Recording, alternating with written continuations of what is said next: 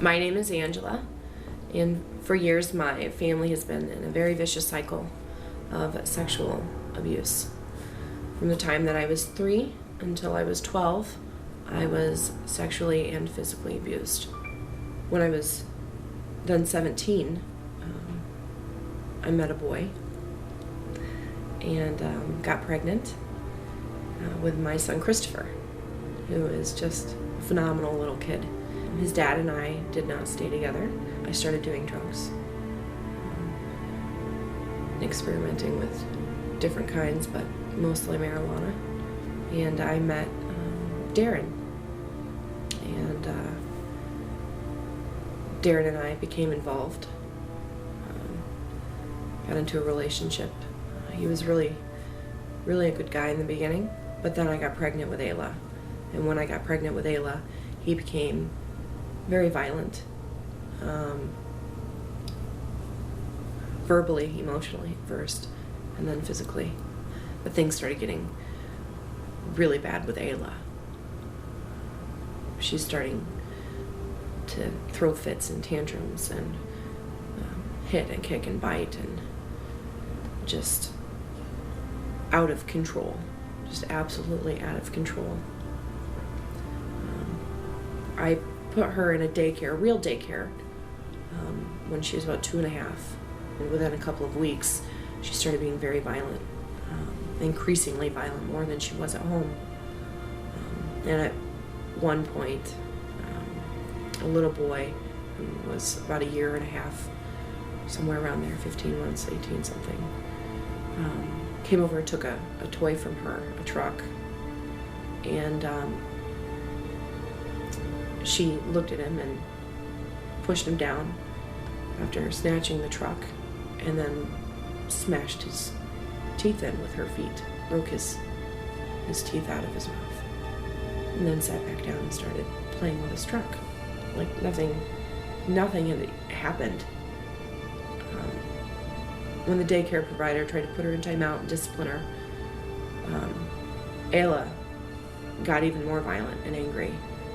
And I got to the point where everybody was in danger, so the daycare provider put her in the bathroom and locked the door until I could get there. And before I could get there, Ayla had kicked through the bathroom door to get out. I had no idea that you could be blacklisted from daycares, but you can. We went through several daycares, several different daycares because of Ayla's behavior. And every daycare it was the same thing. She'd be there for a couple of weeks, and then I'd get the phone call. At one of the daycares, they referred me to CAPS. So I called to make an appointment to come in and talk to Nancy Campanelli, who's the director of the program there. And I was fearful.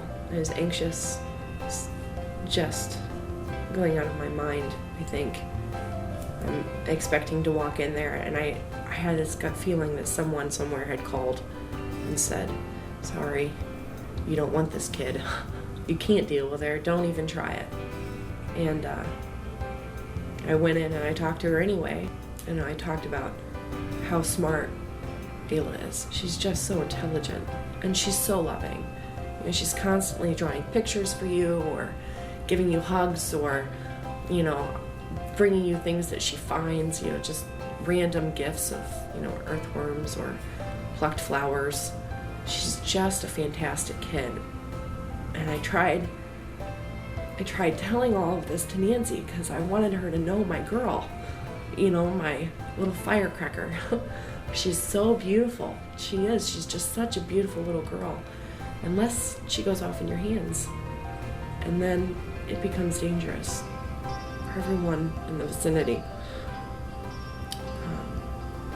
And I explained all of this to Nancy, and, you know, she looked at me and she said, I want you to know that Ayla can't ever be kicked out. And it doesn't matter what she does here, she can stay until she's better. I listened to what she had to say. You know, I really wanted help. At that point, I would have done anything. And here was this woman offering it to me. she got on the bus, and I was waiting all day, just waiting for someone to call me and say, sorry, we kind of made a mistake here. But the phone call never came. Never at any point did someone call me and say, we cannot deal with your daughter.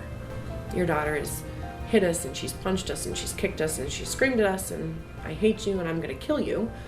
And, you know, those were pretty much everyday things in our house. They were happening, but they were dealing with it, and they were teaching Ayla, and Ayla was learning, and I was learning. Elisa, who was Ayla's teacher and our angel,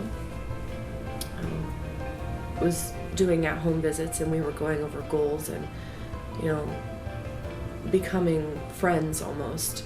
You know, I could talk to her about everything that was going on with Ayla, and she would give me examples on how to fix it. And if she didn't know, if she was up against something new too, which did happen, because I'm telling you, Ayla's one of a kind,